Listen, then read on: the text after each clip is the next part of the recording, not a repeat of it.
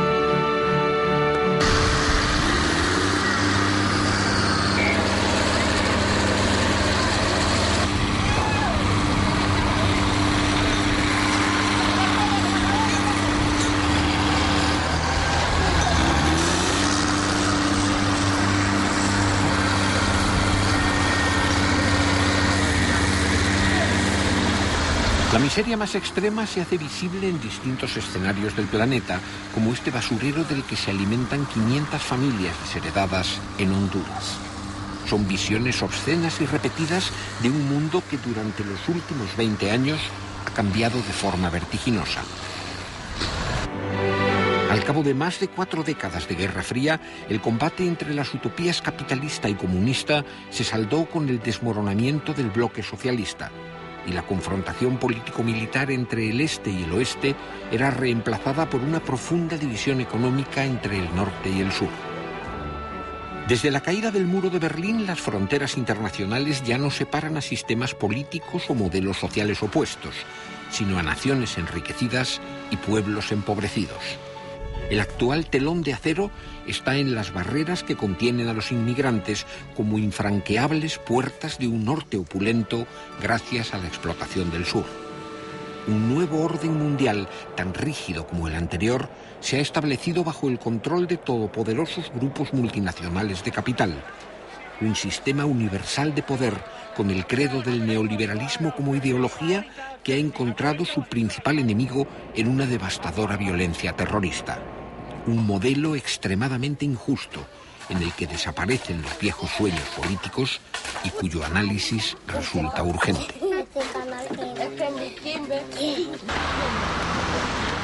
Jan Ziegler es una de las mentes más lúcidas de la izquierda europea. Profesor de sociología en las universidades de la Sorbona y Ginebra, sus ensayos políticos le han dado prestigio mundial. Desde hace años, sus análisis radicales resuenan en el seno de la Segunda Internacional y sus informes como relator de Naciones Unidas constituyen inapelables actas de acusación sobre la injusta distribución de la riqueza. Eduardo Galeano es uno de los intelectuales más respetados de la izquierda latinoamericana. Un valiente ejercicio periodístico de clara oposición a la barbarie militar en el Cono Sur le forzó al exilio. Su insobornable compromiso ético, que se manifiesta en toda su obra por medio de una exquisita ironía poética, ha cimentado el reconocimiento internacional de su figura literaria.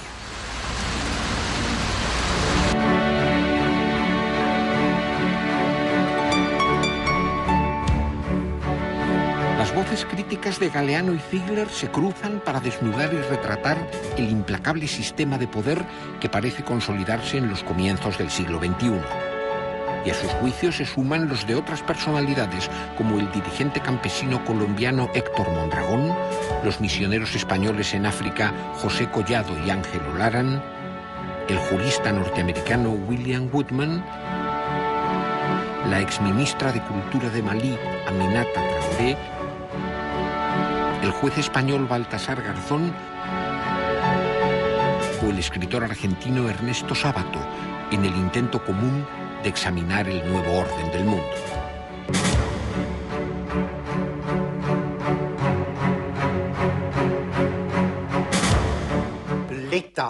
El Estado tal y como lo conocemos, el Estado nacional que surgió de la Revolución Francesa del siglo XVIII, de la unificación de los distintos países europeos, es un Estado territorial. Es territorial. Sus leyes dejan de tener efecto más allá de las fronteras, así como su policía y su justicia. Su gran poder de legislar está limitado por el territorio. Sin embargo, los amos del mundo, los amos del capital financiero mundializado, son totalmente independientes de cualquier forma de territorio. Porque en el proceso de creación del mercado globalizado, de unificación del mundo bajo la ley del máximo beneficio, uno de los tipos del capital se ha independizado. Es el capital financiero, el capital virtual, el capital líquido, el capital móvil que se hace visible y toma cuerpo en las bolsas, y que domina al capital comercial, al capital industrial, al capital social en todas sus formas. En la bolsa, cuando cierra Tokio, abren las de Frankfurt, Madrid, París y Londres. Y cuando las bolsas europeas cierran, toman el relevo las de Nueva York y de Chicago. Por lo tanto, el capital financiero recorre el planeta las 24 horas del día con una única finalidad: el beneficio máximo.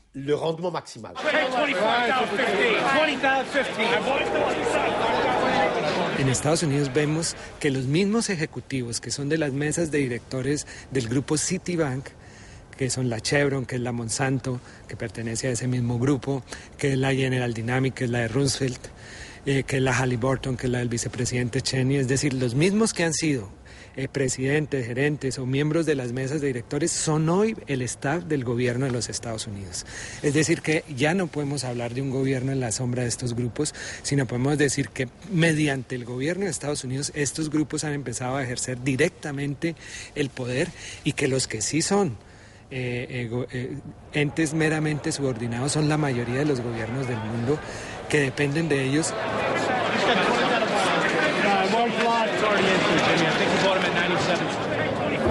La globalización es una inmensa mentira. Los amos del gran capital, que dirigen el mecanismo de la globalización, dicen: vamos a crear una economía unificada por todo el mundo y así todos podrán disfrutar de las riquezas, de los progresos científicos, de los progresos del comercio, de los progresos de la libertad. Lo que sucede en realidad, si observamos la economía, es que existe una economía de archipiélagos que la globalización ha creado. Existen algunos islotes extremadamente ricos, extremadamente poderosos, y continentes enteros que desaparecen en la oscuridad.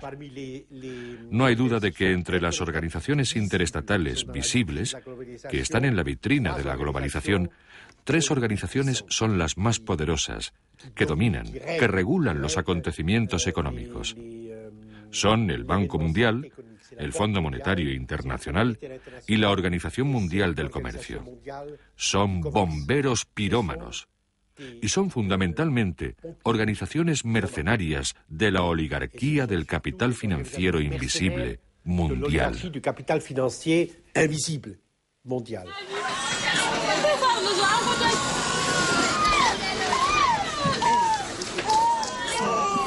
La política del Fondo Monetario Internacional como la del Banco Mundial yo no la veo clara por ningún sitio porque no se ven los beneficios. Yo aquí en 30 y tantos años pues veo que la pobreza va aumentando. Los ricos del país cada vez son más ricos, pero los pobres son cada vez más pobres. La agricultura va para abajo, la ganadería va para abajo, todo va para abajo. Si hubieran efectos saludables para toda esta gente, se verían. Yo no los veo por ningún sitio. Es la mundialización de la pobreza, ¿no?, de la riqueza.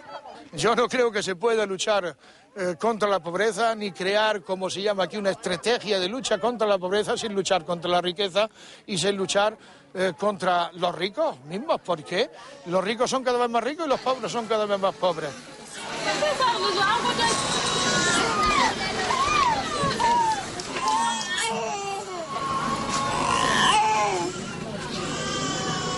El Fondo Monetario lo manejan 5 países y sobre todo uno, que es el que tiene derecho de veto, pero digamos 5. El Banco Mundial es un poquito más democrático, lo manejan 8 países. La Organización Mundial de Comercio, que es la que nos condena a cobrar cada vez menos y a pagar cada vez más, en sus estatutos establece el derecho de voto, pero nunca se votó, jamás.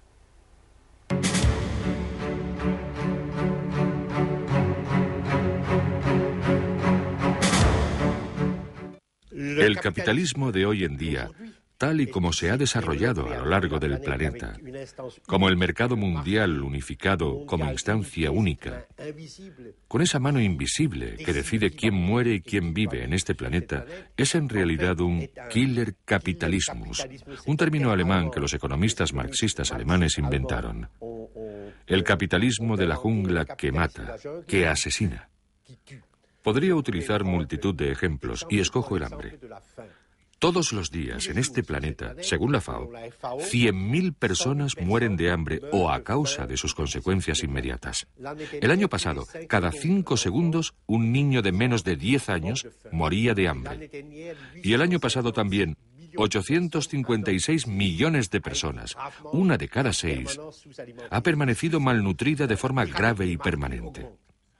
Las cifras indican que la pirámide de mártires aumenta, y todo esto sucede en un planeta que, según la FAO, podría alimentar en condiciones normales, con 2.700 calorías por día para un adulto normal, a 12.000 millones de seres humanos, y somos 6.000 millones, es decir, a casi el doble de la población actual. O sea que en esta matanza cotidiana del hambre no hay fatalidad alguna.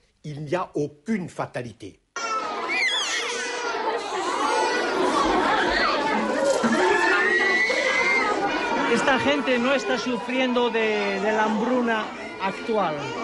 Están en una situación de hambruna crónica. Cuando estos niños llegan a esa situación, ya ni comen. Esto clama al cielo. Más que al cielo también, pero vamos, clama a Occidente, clama al primer mundo. Es incomprensible, es impensable, es absurdo, es injusto, con los apelativos que quiera, que el primer mundo esté exigiendo al mundo de aquí, al mundo africano, que paguen las deudas de un capital que han sido ya pagadas, que esto está suponiendo quitar esta comida a estos niños, esto no va a ayudar nada allí y esto está quitando el pan a nuestros hijos. Eso es criminal. Eso es como un genocidio organizado a un nivel internacional.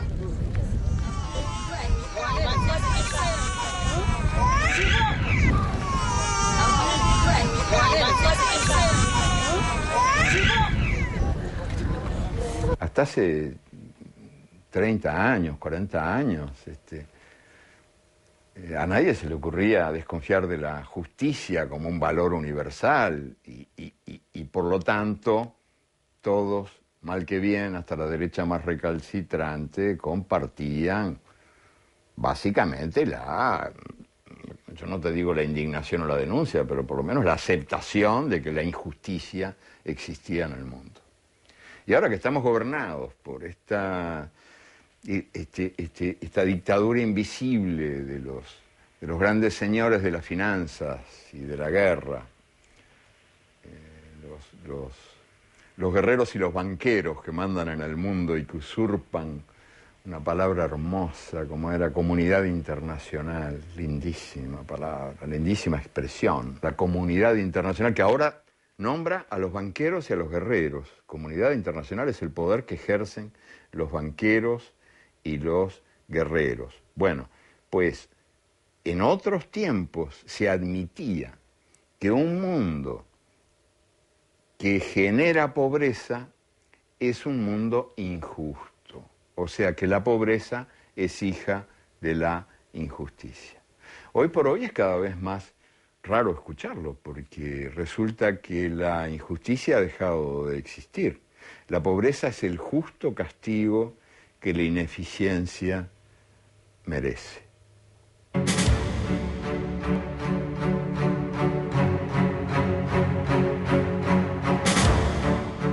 Yo no sé si en otras civilizaciones, en otras etapas de la historia humana, la gente ha estado tan presa del miedo como vivimos nosotros ahora. Tenemos miedo de todo el tiempo. No se puede hacer nada, es un gas paralizante el miedo. Los miedos, creo, predominantes, los que se sienten más en la vida cotidiana son el miedo a perder el trabajo, que es un típico pánico de nuestro tiempo, la inseguridad laboral, el miedo a no encontrar mañana tu puesto en la fábrica o en la oficina, que hace que una cantidad de derechos sindicales que se habían obtenido a lo largo de más de 2 siglos de luchas estén ahora corriendo grave peligro de muerte, porque nadie se anima a nada por miedo, por pánico a la pérdida del trabajo que se tiene. El que no tiene miedo a perder el trabajo tiene miedo de no encontrarlo, que es un miedo muy semejante. Y hay muchos otros pánicos, el pánico de vivir, el pánico de ser, el pánico de cambiar, el pánico a los demonios que nos inventan para asustarnos. Los derechos democráticos van a morir. Y lo que estamos viviendo en Europa hoy en día es una tercermundialización sucesiva. Los contratos colectivos de trabajo desaparecen. El estatuto del trabajador desaparece. El trabajo se convierte en una mercancía como cualquier otra. El hombre se convierte en una mercancía como cualquier otra. Y allí donde se encuentre el mercado más favorable, el capital irá a buscarlo. En otras palabras, se da una deslocalización permanente. Y el miedo a la deslocalización hace que el trabajador europeo o la trabajadora europea tengan miedo, se angustien por la posibilidad de perder su trabajo. En la Unión Europea, que es la potencia económica más fuerte que el mundo haya conocido, con 400 millones de trabajadores y de consumidores de muy alto nivel en sus 25 países, hoy en día hay 19 millones de parados permanentes, con una probabilidad muy alta de no encontrar trabajo, que están excluidos. Así, para no caer en la marginalidad, prácticamente todos los trabajadores, desde el director general hasta el conserje, interiorizan el miedo, se someten voluntariamente, ya que no tienen garantías sociales. El trabajo hoy por hoy vale menos que la basura. Impunemente los empresarios deciden quién trabaja, quién no trabaja y cuánto se trabaja. Se trabaja cada vez más a cambio de menos, cada vez más horas a cambio de un salario menor. Algunos derechos conquistados en muchas batallas difíciles a lo largo del tiempo, como el derecho a la sindicalización, se violan hoy día con escandalosa impunidad. Ese es un derecho aniquilado por la máquina de la muerte en el mundo de hoy. Es una máquina de exterminar derechos que ha convertido al trabajador en un mendigo de empleo, en un mendigo de salario. El año pasado, las 500 sociedades multinacionales mayores del mundo, las 500 más grandes, controlaron el 52% del Producto Mundial Bruto. Es decir, de todas las riquezas en mercancías, capital, patentes, servicios producidos en el planeta. Un monopolio. Un poder como no había existido antes en el mundo. Y los hombres que forman parte de esa oligarquía transcontinental actúan exclusivamente según los principios de maximalización del beneficio. Lo que hay que romper es esta violencia estructural. Los jefes de las multinacionales son en realidad señores de la guerra, que están en batalla permanente para lograr aún más beneficios y aún más cuota de mercado. Y los que pagan los gastos son los pueblos.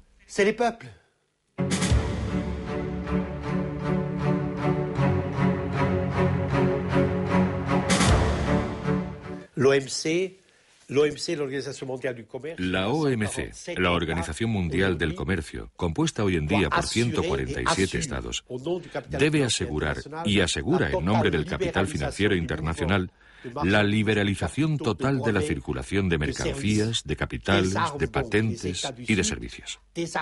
Desarma, por lo tanto, a los estados del sur frente al capital multinacional. Lo que liberaliza son las mercancías, las patentes, los capitales, nunca las personas. Las personas no aparecen en el proyecto de la Organización Mundial del Comercio. Se las margina. Son arrojadas contra el alambre de espino de Ceuta y mueren en el estrecho de Gibraltar. Los hombres se reducen a un problema menor, totalmente apartado de la liberalización mundial.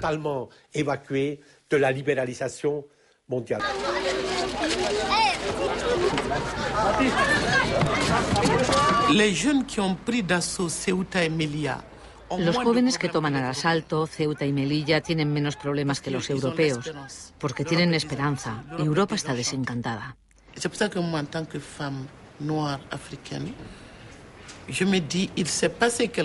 En tanto que mujer, que negra, que africana, me digo que está pasando algo en esos dos enclaves, algo que sobrepasa a África y Europa. Yo creo que esos asaltos son una forma de respuesta de los sin derechos, de los sin voz, que han venido a decir aquí ante vuestras puertas. Este es el resultado de lo que habéis denominado cooperación para el desarrollo.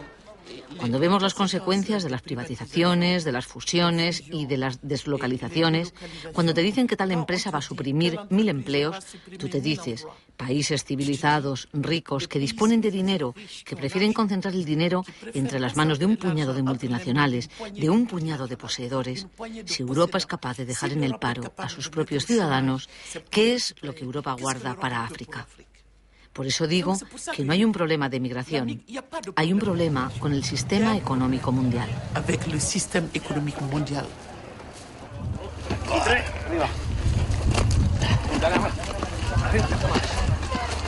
Libre circulación de las personas.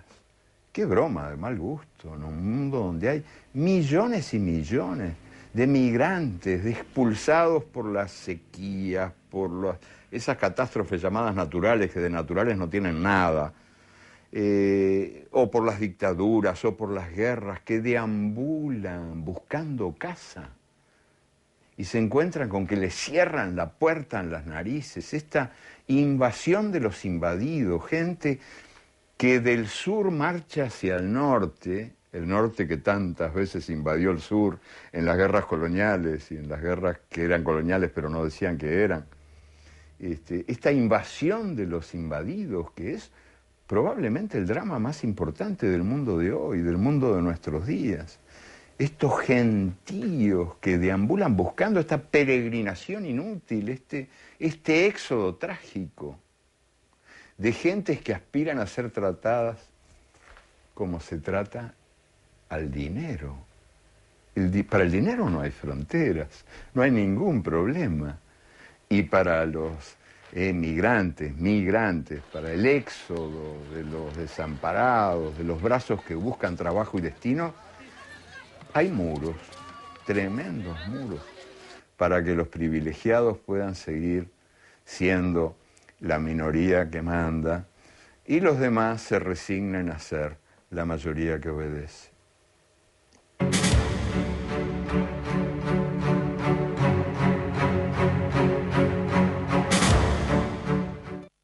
Me encuentro ahí, sin querer queriendo, en fin, embarcado en discusiones absurdas, donde defiendo ardientemente a los jóvenes, a estos desprestigiados jóvenes de nuestros días, que se supone que son muchachos vacíos,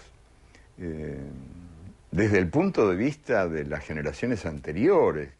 Dice, pero estos, la política no les importa nada, se cagan en todo, son unos egoístas. Estos rockeros de ahora. Y yo voy y ahí los defiendo, porque yo creo que tienen toda la razón en no creer. Hay un sistema universal de poder que los invita a no creer. O sea, que les ofrece la fe y los traiciona. Y ellos asisten a la política como si fuera un circo, donde los más exitosos son los capaces de dar las piruetas más prodigiosas para hacer desde el gobierno lo contrario de lo que han prometido desde el llano.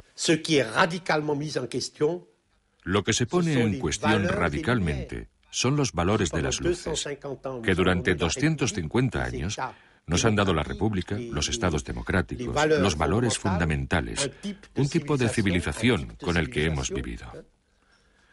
Y cuando decimos que la economía ya no es una actividad humana, que el neoliberalismo ya no es una actividad humana, sino simplemente la traducción de una realidad, de un número determinado de leyes naturales, lo que hacemos es expulsar al hombre de su papel como sujeto de la historia. Y con ello, negamos frontalmente todos los valores de las luces, la solidaridad, los derechos del hombre, la autodeterminación, el gobierno, por delegación revocable, etc. Hoy nos encontramos ante estas dos opciones. O bien escogemos la defensa de esos valores, de las luces, a través del restablecimiento de la fuerza del Estado Nacional y de una normativa internacional, o bien nos sometemos a los amos del mundo y a sus leyes presuntamente naturales de los beneficios. Si la segunda opción es la que se impone finalmente, entonces la jungla se instalará en Europa. Nos sumiremos en la oscuridad y la civilización tal y como la conocemos, por lo menos en Europa, la civilización democrática que proviene de las luces, desaparecerá. Ahora las torturas se llaman apremios ilegales, la traición se llama realismo, el oportunismo se llama pragmatismo, el imperialismo se llama globalización y a las víctimas del imperialismo se los llama países en vías de desarrollo, confundiendo a los niños con los enanos. Y al sistema que en mi infancia y en mi juventud llamábamos capitalismo, se le llama hoy economía de mercado. El diccionario también ha sido asesinado por la organización criminal del mundo. Ya las palabras no dicen lo que dicen o no saben lo que dicen. Si hoy digo que hace falta una rebelión, una revolución, un derrocamiento, un cambio total de este orden mortífero y absurdo del mundo, simplemente estoy siendo fiel a la tradición más íntima, más sagrada de nuestra civilización occidental, europea, americana. Me parece que hoy en día nuestro deber primordial es reconquistar la mentalidad simbólica y decir que el orden del mundo, tal y como está, es criminal. Porque es contrario totalmente a todas las exigencias del hombre y a los textos fundacionales de nuestras civilizaciones occidentales.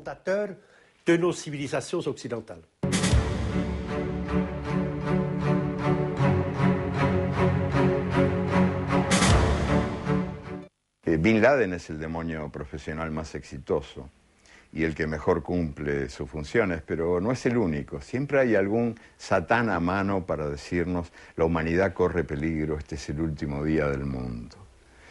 Y muchísima gente se hace eco de esas voces del miedo que imponen una dictadura invisible y paralizante que es enemiga de la dignidad humana, porque los que estamos, todos estamos enjaulados por el miedo, ya no somos libres. Y los que no somos libres, no podemos ser dignos.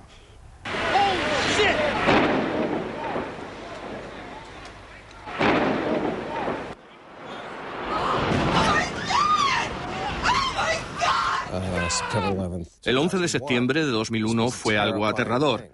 El terror, el miedo, son herramientas importantes para aquellos que quieren reducir las libertades civiles. Y fue utilizada de modo muy oportunista por el gobierno de Bush, por su fiscal general y por su secretario de Defensa como forma de atemorizar a las gentes y decirles: ahora es el momento de retroceder en esos derechos que habíais asumido durante tanto tiempo. El presidente tiene asesores que le escriben memorándums donde dicen: la tortura está bien porque estamos en una guerra diferente.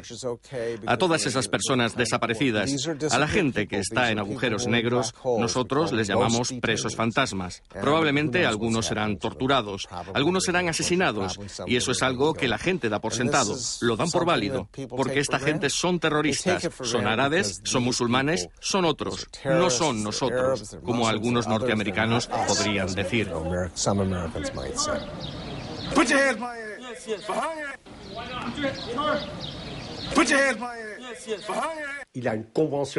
Hay una convención internacional contra la tortura. Existen mecanismos de control de la tortura. Hay un artículo en la Declaración de Derechos del Hombre que los 191 miembros de las Naciones Unidas han firmado, que prohíbe radicalmente la tortura. Y sin embargo, la mayor potencia económica y militar del planeta practica abiertamente la tortura, incluso hasta causar la muerte. En los territorios de Afganistán, en Guantánamo, en Abu Ghraib, en Irak. Hay aviones que cruzan los cielos de los países de la Unión Europea para trasladar de un sótano de torturas a otro a presos sin inculpar, de los que no se sabe nada, de los que no se conoce ni el nombre, que han sido detenidos por comandos enviados por el señor Bush, que actúan fuera de toda legalidad internacional. Hay, por lo tanto, una destrucción, no solo un retroceso, de partes enteras, de capítulos completos de los derechos humanos.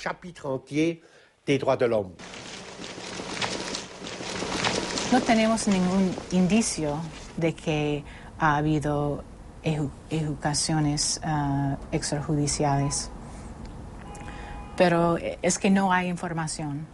Entonces no tenemos indicios, pero no es posible saber en ese momento. Human Rights Watch cree que se puede hablar de desaparecidos, porque hay personas, por ejemplo, que han sido detenidos durante más de 3 años y no hay ninguna información sobre su estado de salud, sobre el lugar de detención. ¿Cómo es posible que se haya llegado a eso? Bueno, pues porque eso es imprescindible para que todas las personitas que integramos esta cosa que, en fin, que llamamos humanidad, aprendamos de una buena vez que nos puede ocurrir a nosotros también, que a cualquiera le puede ocurrir. Terminar rapado con un uniforme a rayas, humillado cotidianamente, meado por los perros en un lugar como Guantánamo. A cualquiera le puede pasar. Es lo mismo que lo de la tortura. Si la tortura torturara solamente a los culpables, no sería eficaz. Si estuvieran en Guantánamo presos nada más que los culpables de actos terroristas, Guantánamo no serviría para nada. Sirven estos ejemplos, estos símbolos del poder, funcionan porque emiten miedo, y emiten miedo en la medida en que le puede tocar a cualquiera. Es un asunto del azar.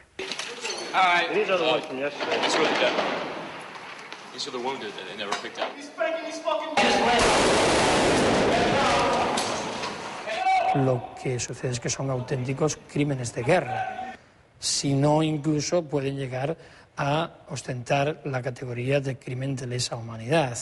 Y ahí está la normativa internacional, está clarísimo, y el poder sobre el sometido es absoluto, y por tanto algún día eso tendrá que investigarse seriamente y sancionarse. No sé si alguna vez lo harán los tribunales militares norteamericanos o civiles o alguna instancia internacional, pero tendrá que hacerse. Hey, we got a friendly coming down. Hacía mucho tiempo que la tortura se practicaba, pero no se predicaba. O sea, no se decía. Pero ahora se proclama a los cuatro vientos que la tortura es una maravilla. Y además se lo dice a partir del supuesto falso de que el torturado dice la verdad. Y no es verdad que el torturado diga la verdad. El torturado canta mejor que Gardel, dice cualquier cosa. Todo torturado se convierte en novelista en el acto, y en un gran novelista. No se tortura para obtener información, eso es falso. Se tortura para sembrar el miedo. Y en eso sí que hay que reconocer que la tortura es eficaz. Y por eso es que ahora la tortura es objeto de publicidad incesante. Porque la máquina del miedo, la máquina de sembrar el miedo, utiliza la tortura para prevenir el delito de la dignidad.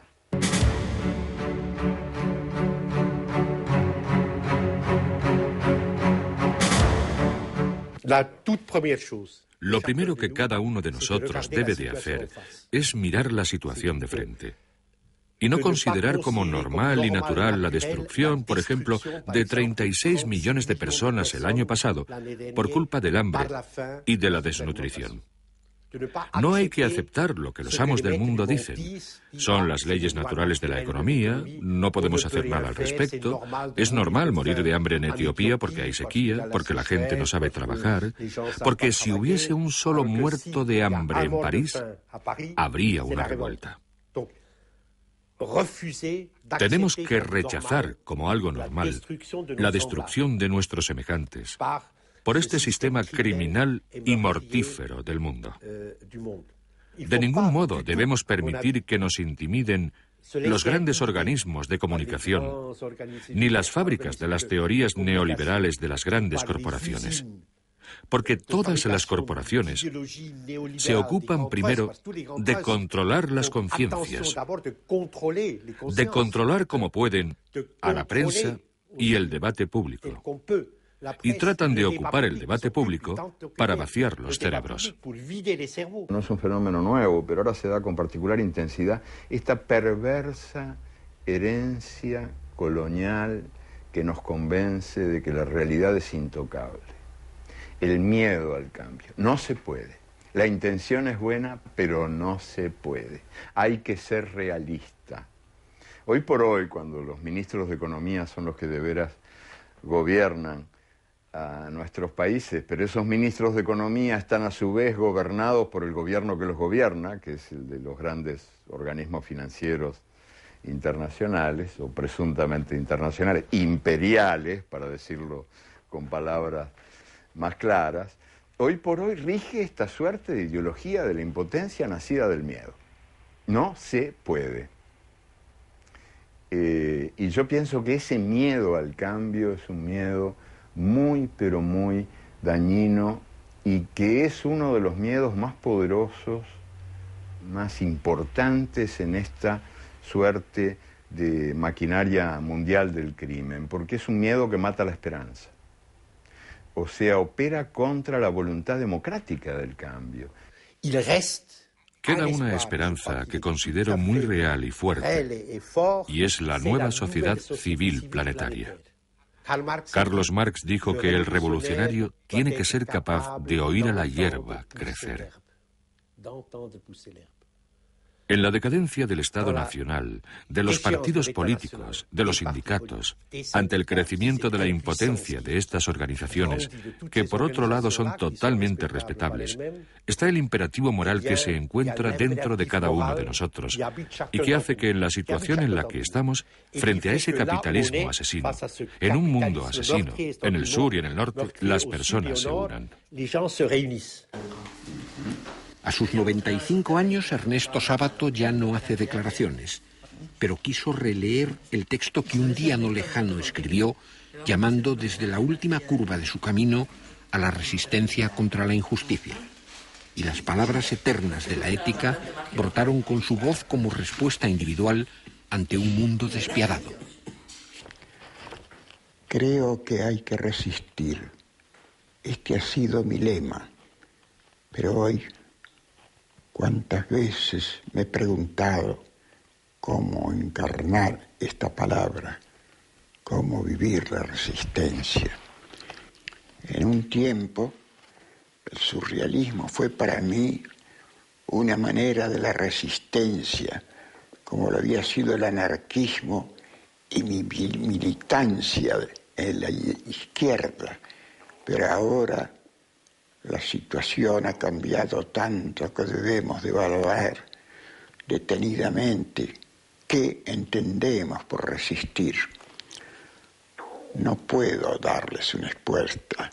Si la supiera, saldría como esos creyentes delirantes, quizá los únicos que en verdad creen, a proclamarlo en las esquinas con la urgencia que nos han de dar los pocos metros que nos separan de las catástrofes. Pero no, incluyo es que algo menos formidable, algo más silencioso, algo que corresponde a la noche que vivimos, apenas una vela, algo como lo que es esperar.